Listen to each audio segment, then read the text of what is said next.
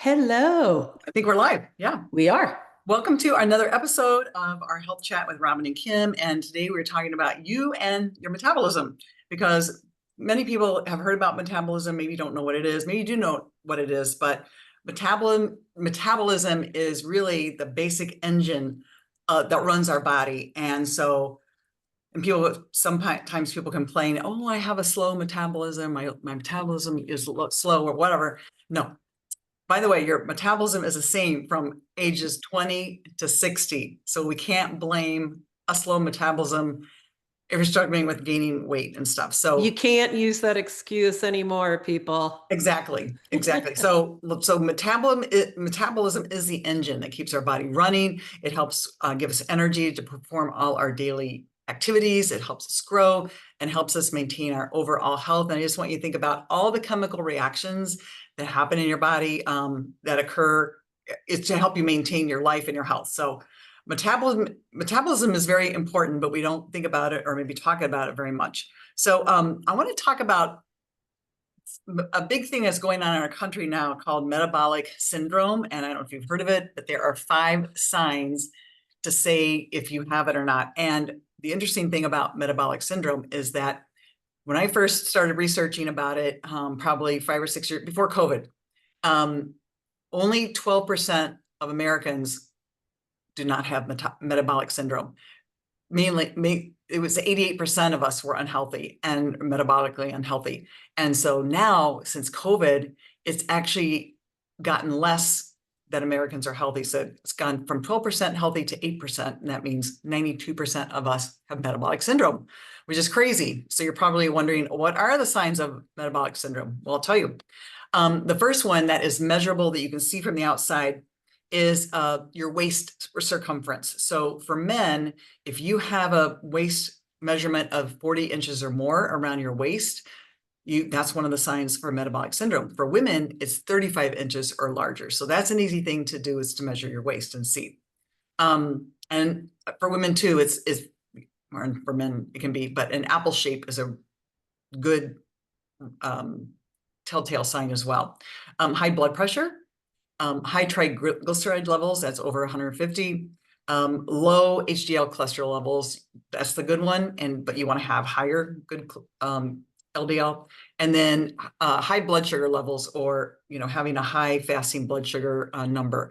If you have any 3 or more of those, you have metabolic syndrome. And it's kind of scary that so many Americans, most Americans, have these signs, which is crazy. And what these And do, it's getting worse. and it's And can getting I worse. say, with the blood Yeah, pressure too, sure. just so everybody knows, they have raised the level. It's not 120 over 80 anymore that is normal. They have raised that to over 130 over 90, I think. I saw. So yeah. So that's going to make the statistics Mm. go up as well. So just be aware of that if you didn't know it.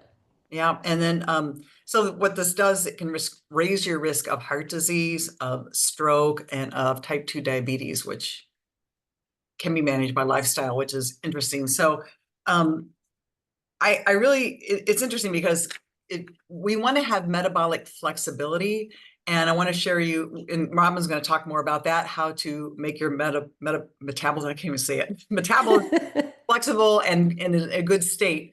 And I just want to talk about metabolic inflexibility. And these are signs if you do have that inflexibility, and that is difficulty managing your weight, insulin resistance, increased cravings, or persistent fatigue. And those are signs that your metabolism is not flexible. So those are things to think about. And Robin, and I don't want to paint a picture of gloom and doom, but you can help your metabolism to function like it's supposed to. So Robin's going to share with us how to do that.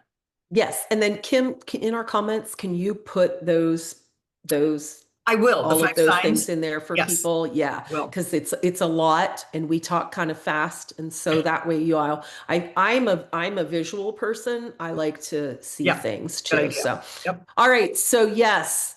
You can't use that excuse anymore. I have been in this industry forever, as well as Kim, and I can't tell you the many times that people are like, "Oh, well, my metabolism's just really slow," and they use that as their excuse, and it is not. So these are some ways that you can help to improve your metabolism. And one is dietary changes, people. We talk about this all the time. Eat your protein at every meal. Kim has said, I have said 30 grams of protein at every meal. It helps to boost your metabolism more than carbohydrates or fats. Eat regularly. Don't skip your meals. Eat small balanced meals and snacks if you feel like you need to, like good, healthy snacks, though. Stay hydrated, drink plenty of water. Mild dehydration can slow your Mm. metabolism. And if you're thirsty, you're already dehydrating yourself. All right. So make sure you drink before you're thirsty. Choose healthy foods, whole grains, fruits, vegetables, lean proteins.